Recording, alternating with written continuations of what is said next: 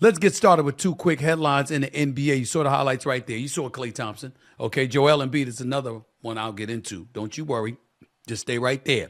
We got to start in the Bay Area, however, because Klay Thompson returned to the Chase Center as a Dallas Maverick after 13 years and 4 championships with the Golden State Warriors. Thompson was welcomed with open arms and captain hats throughout the arena as the team played a tribute video to honor his time in Golden State. Klay requested a pre-game speech by former teammate Steph Curry be canceled because he didn't want to get emotional prior to the game. In the end, the Warriors beat the Mavericks 120-117 behind Steph Curry's 37 points and a late 3 to seal the victory. Thompson scored 22 on 6 of 12 shooting from deep in the loss. Let me say this. I think that Klay Thompson is going to regret not letting Steph Curry give that pregame speech. See, ladies and gentlemen, life is about moments. It's about moments. And when you consider what Klay Thompson has meant to that organization, that franchise, that area, the Bay Area, I, for one, the Chase Center is immaculate. It's fantastic. I like it. But nothing beats the Oracle. The Oracle was something special to behold. I'm just trying to tell y'all right now. When them brothers got on a roll and they started raining threes from all over the place, that crowd in that arena, that dilapidated arena, shaking the shit. I mean, it was something special to behold. The Bay Area is the Bay Area. It's real, it's authentic, it's special. And Klay Thompson is a prodigal son of that area. I mean, this man is something special to them. And I think, yeah, it was his choice. And as a 4-time champion who meant so much to the organization, they had to end up departing because they didn't believe in him anymore, to this degree that the Dallas Mavericks clearly are believing in him. I guess he wanted to do that, but moments are not things you get back, ladies and gentlemen. You got to capitalize on certain moments. And I think Klay Thompson should have let Steph Curry give that pregame speech, because I think it would have been very hard to hear Steph Curry speaking, considering the roar that would have emanated and descended down upon Klay Thompson from that crowd. That's how much love they have for him. Nevertheless, he showed up, hit 6 of his 12 three-pointers, okay? Hit about 22 points, showed up respectably, but he wasn't Steph Curry. That Steph Curry that showed up in that last 3 minutes looked like Steph Curry in the semifinals and the finals, or the semifinals and the gold medal game for the Olympics in Paris. That's what I saw from Steph Curry yesterday. The brother's spectacular, the greatest shooter God has ever created, and a 4-time champion in his own right, a 2-time league MVP. No matter how great Klay Thompson was, he was never Steph Curry. And Steph Curry put on that show, finished with 37, and did his thing. Golden State's got a chance this year, y'all. They got a chance. If Steve Kerr continues to really highlight their depth and use that bench, I think they got a chance. I think they got a chance. And it's going to be interesting. And I'll ask y'all this from a polling perspective. Just tweet the Stephen A. Smith Show, or tweet at me, Stephen A. Smith, on X or whatever. Who do you think got a better chance of going to the finals, Golden State or Dallas? I'm not so sure I can summarily dismiss Golden State. I really, really can't. That would be good momentum for that game. That would really be an interesting one for that one. Denver has stabilized. You know, if Dallas stabilizes heading into that one, that'll be an all-timer. Lastly, real quickly, because you said you didn't buy the Warriors as contenders. I do. And I'm not saying they're favorites. I just think there's a lot of teams. And right now I look at it and I go, we know this Steph Curry offense works. There's nobody scarier. Honestly, late games, is there anybody scarier than Steph Curry if he gets the tiniest pinhole of daylight? And the defense that they're playing, I buy. So I'm surprised you said you're not buying them as contenders, or maybe you're just not buying them yet. I'm not there yet. That's all I'm saying. I've been praising them from the beginning. In fact, we can even go back to what I was saying about them when we first started shows back in preseason. I sensed a reset, and I said there's something good coming out of this. I can feel a lot of positive energy about what's going on with this team right now. Added the perfect piece in Buddy Hield for this system. He's been great. I'm saying not quite yet. Yeah. And, hey, who knows? Maybe Friday night when I'm sitting there and I watch them up close, I'll have a different opinion coming out of that. I think right now, for me to envision like a parade, that's really what I meant by that. Yeah. Like, could they really do this? Adam, if they were to win a 5th ring, and Steph Curry, which we know he will, Steph Curry will be sensational throughout. And Steph Curry, if they win a 5th ring, he will be the finals MVP. That's guaranteed. if they win another ring. Where the hell do we put Steph Curry historically if he pulls that off with this group? Where he'd belong. Yeah, exactly. Very near the top. Listen, and I said it earlier, and I called him this, and I mean it. I said he's a national treasure. Yeah, he really is. And listen, man, can you?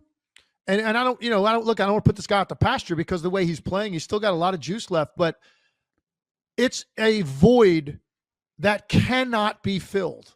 Yeah. When Steph Curry is no longer in this league. Yeah. And he showed you again why last night. Man.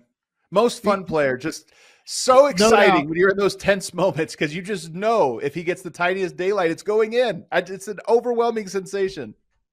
Good. Listen, man, maybe and look, I know they're in the mix. And I just said I think they're going to be top 4 in the West all year. Going from there to I see them running through a healthy OKC, a healthy Denver, a healthy Boston, like whatever it may take to win it all.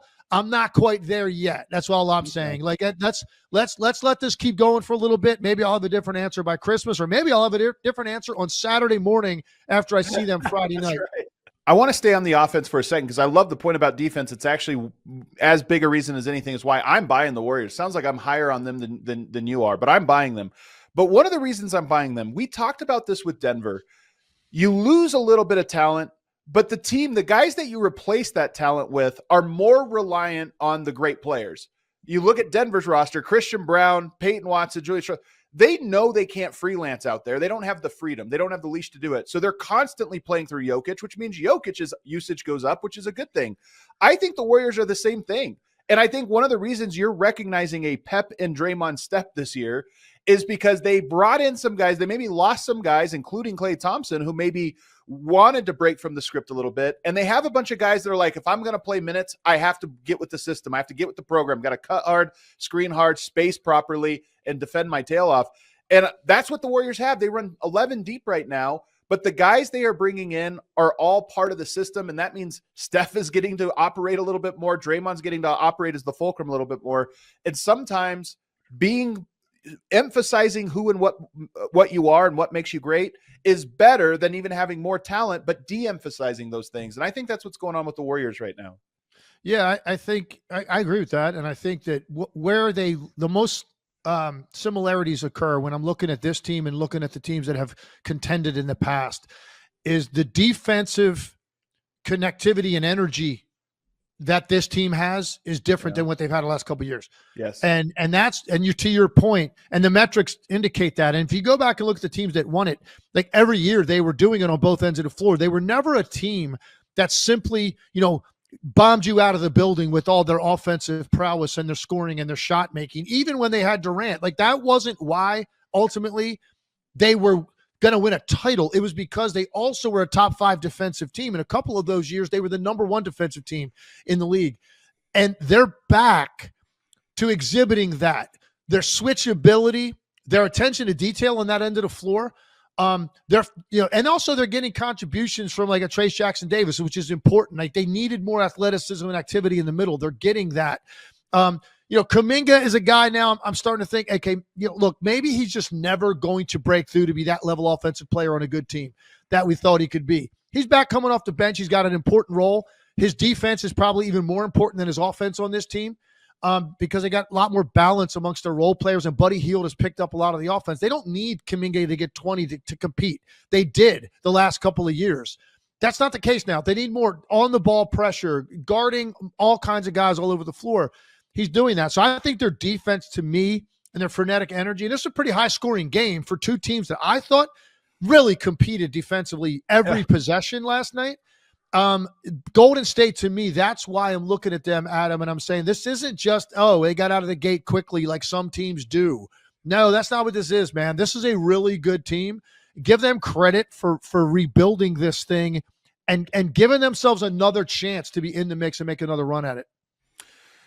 The last thing about the Warriors' offense here, the clutch time was so interesting between these two teams. And again, this was a tougher game in some ways, I think, for Dallas than it was for the Warriors because the Dallas had Klay. And to your point, you said early they were going to him. I thought even late. And he delivered, by the way. He had a couple nice drives. He did some stuff. But even late, there was a little like, well, like, you know, do you want to do something with the ball right now? And you kind of attack.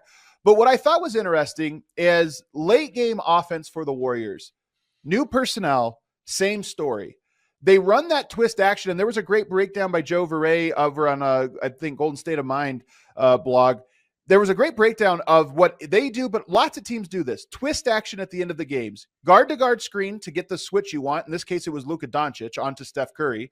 And then a secondary screen to come up, a ball screen, and you can run action out of it. They scored 8 straight points in the clutch. So I should say they. Steph Curry scored 8 straight points in the clutch off of that action, and it was a different look each time. Because that action, when you get to stack the deck and say, we want these guys defending and these guys operating in the pick and roll, Steph Curry is so good, he knows exactly. One of them was a switch, one of them was a drive, and one of them was a quick 3 right when the big was supposed to step up. If you're a half second late, that's enough daylight for Steph to hit a 3. And I look at that and I go, late game offense is about execution and identity. The Warriors already have the same identity with new personnel. And guess what? Steph Curry hasn't forgotten how to punish you when you don't operate your pick and roll defense exactly perfectly. And that's why I'm buying them. They can score in the clutch because they've done it for 10 years.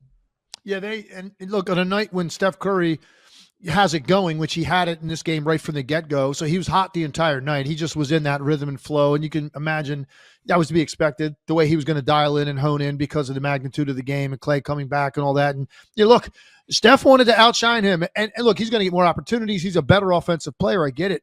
But, Steph, and you could see it when he hit the game winner and some of the words he had for the camera and pointing at his number and holding his jersey and some of the things he was saying to that crowd, right? He was basically saying, look, it's great. Clay's back. Draymond's here even. You Steve Kerr sitting over there. But guess what? I built this dynasty. I built this thing. This thing's built around me. And he was reminding people of that. And so, Adam, when he got it going throughout the game, now late game execution on ball screens against him is more important than ever. And he knew the spots he wanted to get to, and it requires perfect execution. It requires perfect personnel that's involved in some of those switches and decisions, and they didn't have it.